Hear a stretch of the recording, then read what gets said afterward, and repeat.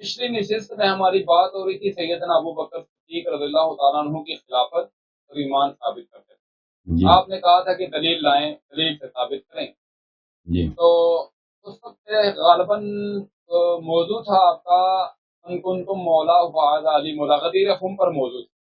تو میں نے ایک جملہ کہا کہ ہم اس بات کو مانتے ہیں کہ نبی علیہ الصلوۃ والسلام نے حضرت علی رضی اللہ تعالیٰ عنہ سے کہا کہ جس جس کا میں مولا ہوں اس کا علی مولا ہے. تو آپ نے اس حدیث سے، اس فرمان رسول صلی اللہ علیہ وسلم سے آپ نے یہ کہا کہ جب ان کو مولا کہہ دیا ہے، جب ان کو آقا کہہ دیا ہے، جب ان کو دوست پیارا جو بھی کہہ دیا ہے، تو حضرت ابو بکر صدیق اور باقی 3 خلفائے راشدین کی جو خلافت ہے نا وہ باطل ہو جاتی. تو میں نے آپ سے بارہا یہ گزارش کی ہے کہ وہ خلافت باطل کیسے ہو جاتی ہے. ایک آدمی نے، نبی علیہ الصلوۃ والسلام نے حضرت علی رضی اللہ تعالیٰ عنہ کے متعلق ایک وعید بیان کی، تو اس سے دوسرے صحابہ کرام کی خلافت باطل کیسے ہو سکتی؟ جواب دیجیے گا اس کا. تو آپ نے، اگر آپ کو یاد ہو پچھلے پروگرام میں ہم نے آپ سے پوچھا تھا کہ مولا کا کیا مطلب ہے. آپ نے خود کہا تھا مولا کا مطلب یہ ہے کہ جو سید ہے، جو سالار ہے. سید اور سالار کے معنوں میں، اگر دوستی کے معنوں میں تو وہ کوئی تعریف ہی نہیں ہے. انما المؤمنون بعضهم اولیاء بعض. قرآن مجید فرماتا ہے کہ مومنین ایک دوسرے کے دوست ہیں. یہ تو کہ ایک دوسرے کے دوست ہوں، آپ کہتے ہیں علی علیہ السلام مولا کائنات ہیں، رسول اللہ صلی اللہ علیہ وسلم نے کہا من کنت مولا فہذا علی علیہ السلام مولا. یہ ان کی کوئی تعریف نہیں ہے. کیوں تعریف نہیں ہے؟ کیونکہ یہ سب کے لیے ثابت ہے. دنیا میں جو بھی مسلمان ہے، افریقہ میں ایک کالے رنگ کا مسلمان ہے، چائنا میں ایک چائنیز مسلمان ہے، ان کو تو اتنا دین نہ بھی آتا ہو، وہ آپ کا دوست، آپ کا دشمن نہیں ہے، اور آپ پہ لازم ہے کہ اس کے ہیلپ کریں، اس کی مدد کریں. تو اگر آپ مولا کو دوست کے معنوں میں لے لیں تو یہ بات ہی کوئی تعریف ہی نہیں ہے ان کی. یہ تو سب کے لیے حاصل ہے. یہ گٹھیا سے گٹھیا مسلمان کے لیے بھی حاصل ہے، بے نماز سے بے نماز مسلمان کے لیے بھی حاصل ہے کہ وہ سب کا دوست ہے، وہ دشمن نہیں ہے. ٹھیک ہے نا؟ انما المؤمنون بعضهم اولیاء بعض. اس طرح دنیا میں کروڑوں لوگ ہیں، یہ کوئی خاص بات ہے ہی نہیں. لیکن آپ نے پچھلے پروگرام میں خود کہا تھا، آپ وہ کلپ جا کے دیکھیں، آپ نے کہا تھا کہ مولا کو ہم اس معنوں میں قبول کرتے ہیں کہ سردار کے معنوں میں، کہ اس کی طاعت واجب ہے. اگر ان معنوں میں قبول کریں نا، دوست کے معنوں میں نہیں، سردار کے معنوں میں، کہ جس کا میں سردار ہوں، جس کا میں آقا ہوں، تو اس کا امیر المؤمنین علیہ السلام آقا ہے. تو لازمی بات ہے کہ یہاں پہ ایک رشتہ ہے. رسول پاک صلی اللہ علیہ وسلم میرے آقا ہیں، میں ان کا کیا لگتا ہوں؟ اگر وہ میرے آقا ہیں تو میں ان کا غلام ہوں، میں ان کا مطیع ہوں، میں ان کا فرمان بردار ہوں. وہ جو حکم دے دیں مجھ پہ لازم ہے کہ میں انجام دوں. اگر میں انجام نہ دوں ان کے کسی حکم کو تو میں گناہ کار ہوں. ہو سکتا ہے کافر بھی بن جاؤں، وہ حکم پہ ڈیپینڈ کرتا ہے. تو جب رسول پاک صلی اللہ علیہ وسلم نے کہا جس کا میں آقا ہوں، جس کا میں سید ہوں، جس کا میں سردار ہوں، جس کا میری طاعت اس پہ واجب ہے، امیر المؤمنین علیہ السلام کی طاعت اس پہ واجب ہے، تو کیا بنا؟ پوری امت غلام بنے؟ نہیں بنے. صحابہ کا پورا گروہ، یعنی بغیر ایکسیپشن کے، جس کا، یہ لفظ بہت ہی عام ہے، جس کا میں مولا ہوں. رسول پاک صلی اللہ علیہ وسلم مولا ہیں، پوری امت کے مولا ہیں، بلکہ سب انبیاء کے بھی وہ مولا ہیں، سید ہیں. تو امیر المؤمنین علیہ السلام کے لیے ایسا مقام و خلافت سے بھی برتر، امامت سے بھی برتر، تو ان کی حق اطاعت سب انبیاء پہ ثابت ہے، ان کی امامت سب انبیاء پہ ثابت ہے. اب انبیاء ان کو ملائکہ کو چھوڑ دیتے ہیں، صرف اس امت کی بات کرتے ہیں. وہاں پہ جو مخاطبین تھے غدیر قوم میں، لازمی بات ہے کہ وہ رسول پاک صلی اللہ علیہ وسلم کو اپنا سید مانتے ہیں، اپنا امام پیشوا مانتے ہیں، ان کی طاعت ان پہ واجب ہے. تو اگر رسول پاک صلی اللہ علیہ وسلم کی طاعت ان پہ واجب ہے، من کنت مولا فہذا علی علیہ السلام مولا، تو امیر المؤمنین علیہ السلام کی طاعت ان پہ واجب ہے. تو یہاں پہ کیا ہوا کہ امیر المؤمنین علیہ السلام کی طاعت ابو بکر پہ بھی واجب ہے، عمر پہ بھی واجب ہے. جب امام موجود ہے، جب ان کو پیغمبر نے امام بنایا، پیشوا بنایا، ابو بکر عمر کو ان کا غلام بنایا، ان کا تابعدار بنایا، ان کا مطیع فرمان بردار نوکر بنایا. جیسے ابھی پیغمبر مجھ سے کہتے ہیں کہ میں آپ کا مولا ہوں، اس کا مطلب کیا ہے؟ پیغمبر میرے مولا ہیں، پیغمبر میرے دوست ہیں؟ نہیں، پیغمبر میرے آقا ہیں، میں پیغمبر کا غلام ہوں صلی اللہ علیہ وسلم. تو اسی طرح پیغمبر صلی اللہ علیہ وسلم نے غلامی کا توق، غلامی کا قلادہ پورے امت کے گردنوں پہ ڈال دیا ہے. اور کس کے لیے غلامی؟ امیر المؤمنین علیہ السلام کے لیے. تو پھر لازمی بات ہے ان کی امامت باطل ہے. ابو بکر عمر کی شان کیا ہے؟ ابو بکر عمر کی شان منزلت یہ ہے ان کی، اگر وہ اطاعت کرنا چاہتے ہیں پیغمبر صلی اللہ علیہ وسلم، کہ وہ ایک روسیا بندے کی طرح، ایک شرمندہ غلام کی طرح امیر المومنین علیہ السلام کی شبسام خدمت کریں.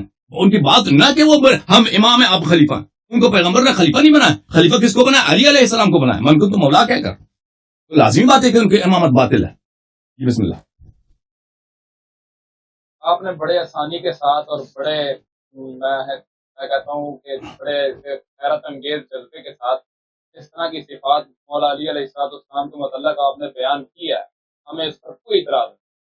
لیکن جس چیز کا میں نے آپ سے بارہا ذکر کیا ہے کہ مولا کے مطلب سے یہ کہہ دینے سے باقی صحابہ کی خلافت باطل ہو جاتی ہے، اس کو ثابت کرنے کے لیے کوئی دلیل ہوتی ہے. ٹھیک ہے. دوسری بات، نبی علیہ السلام نے اپنی پوری زندگی میں آپ اپنی کتابوں سے یا ہماری کتابوں سے ساری زندگی اہل تشیع چیختے رہیں گے، لیکن یہ ثابت نہیں کر سکتے کہ نبی علیہ السلام نے اپنی زندگی میں خلیفہ حضرت علی رضی اللہ تعالیٰ عنہ کو یا حضرت ابو بکر صدیق کو یا عمر کو یا عثمان کو بنایا ہو. لیکن اشاروں سے نبی علیہ السلام نے حضرت ابو بکر صدیق رضی اللہ تعالیٰ عنہ کو خلافت کے بارے میں بتایا ہے. کہ آپ کی کتابوں میں لکھا ہوا ہے، ہماری کتابوں میں نہیں، آپ کی کتابوں میں بھی لکھا ہوا ہے. آپ کے بڑے بڑے جو شیعہ محدث گزرے ہوئے انہوں نے اپنی کتابوں میں یہ ایسے قلم سے نا بڑھ بڑھ کے لکھا ہوا ہے کہ حضرت ابو بکر صدیق کو خلیفہ نبی نے بنایا ہے، اپنی زندگی میں بنایا. اس طرح کی ایک آدھ میں آپ کو حوالہ دے دیتا ہوں. کتاب کے مصنف کا نام ہے مشہور المعروف شیعہ محدث ابو جعفر محمد علی ابراہیم القمی شیخ صدوق. کتاب کا نام ہے عیون اخبار الرضا، صفحہ نمبر 202. جس میں وہ لکھتے ہیں کہ حضرت علی رضی اللہ تعالیٰ عنہ نے فرمایا کہ جو مجھے ابو بکر عمر پر برتری دے گا یا فضیلت دے گا، میں اسے جھوٹا بہتان لگانے والوں والی سزا دوں گا. یہ آپ کی کتابوں میں لکھا ہوا، ہماری کتابوں میں کس اور صفحہ بتاؤ نا، جلد کیا ہے، صفحہ نمبر کیا ہے، آپ کون سی ہے؟ جلد کا مجھے علم نہیں، صفحہ نمبر 202 عیون الاخبار الرضا. یہ آپ کی کتاب میں لکھا ہے شیخ محدث ابو جعفر محمد بن علی ابن القمی. دوسری حدیث سن لیں، دوسری روایت سن لیں، وہ بھی میرے خیال سے اچھا حسن بھائی جی بول رہے.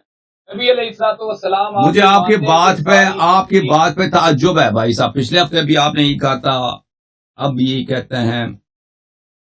وہ یہ ہے میرے بھائی، آپ کہتے ہیں کہ آپ نے خود کہا بھی کہ میں آپ نے جو من کنت مولا کے معنی بتائے ہم اس کو مانتے ہیں، میں اس پہ اعتراض نہیں ہے. بھائی جب آپ مانتے ہیں بھائی جب کہتے ہیں کہ جو حدیث کا منکر ہے وہ کافر ہے، ہم یہ کہتے ہیں کہ جو حدیث کا منکر ہے وہ کافر ہے، ایسا ہے کہ نہیں ہے؟ حدیث اگر صحیح حدیث ہے منکر کافر ہے. جی ہاں، تو آپ نے مجھے کہا، آپ نے پچھلی نشست میں مجھے کہا کہ ہم اپنی مرضی کی حدیث لیتے ہیں، جو ہماری مرضی کی نہیں ہوتی ہم وہ نہیں لیتے. آپ مجھے بتائیں کہ آپ کا ایمان کہاں ہے؟ اور میرے عزیز میرے بھائی، او بھائی صاحب آپ نہیں لے رہے نا. آپ مجھے نہیں معلوم آپ کی پوزیشن کیا. آپ کی پوزیشن بڑا عجیب ہے. ایک طرف سے کہتے ہیں کہ مجھے یہ منظور ہے کہ آپ نے حدیث غدیر کے متعلق جو بھی کہا وہ صحیح کہا. میں نے کیا ترجمہ کیا حدیث غدیر کا؟ جس کا میں سردار ہوں، علی علیہ السلام اس کے سردار ہیں. تو ابو بکر عمر کیا بنے؟ پر ابو بکر عمر غلام بنے، علی علیہ السلام سردار بنے. اور بھائی جب سردار موجود ہے، جس کی طاعت ابو بکر عمر پہ موجود ہے، ان کی خلافت کیسے بن سکتی ہے؟ مجھے یہ سمجھا دو. جب پوری امت کو پیغمبر صلی اللہ علیہ وسلم نے علی علیہ السلام کا غلام بنا دیا، پھر بھی کہتا ہے کہ کسی کو امام خلیفہ نہیں بنایا. عجیب ہے واللہ. سر تو بیعت کیوں کی ان کے خلافت میں؟ یہ دوسرا سوال ہے کہ بیعت کیوں کی ہے. آپ کے سوال، میری بات تو سنیں نا، مکمل کر لینے دیں.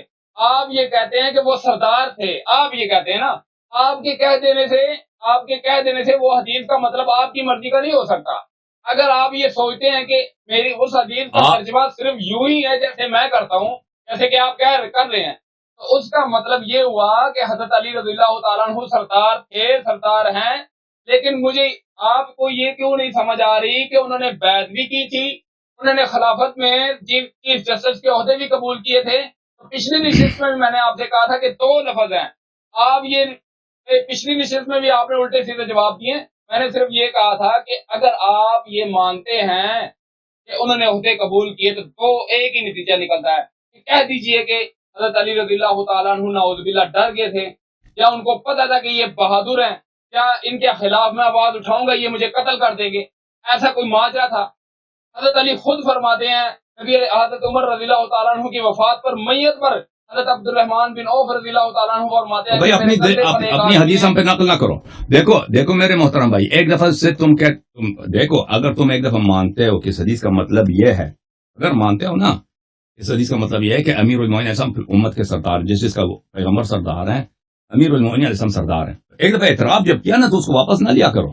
آپ جو کہتے ہیں مطلب یہ ہے تو اس کا مطلب یہی ہے. آپ نے کیوں اپنا ایک موقف رکھو نا.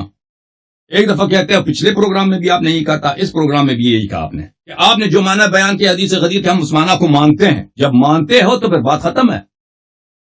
پھر آپ کو نقاش نہیں، بات ختم ہے. کیونکہ جب بھائی صاحب اجازت دیں بھائی، میں اس کو کیسے سمجھاؤں بھائی. جب آپ خود کہتے ہو کہ اس حدیث کا مطلب یہ ہے کہ جس کا میں امام ہوں، سردار ہوں، واجب الطاعہ پیشوا ہوں، اس کا علی علیہ السلام واجب الطاعہ پیشوا ہے.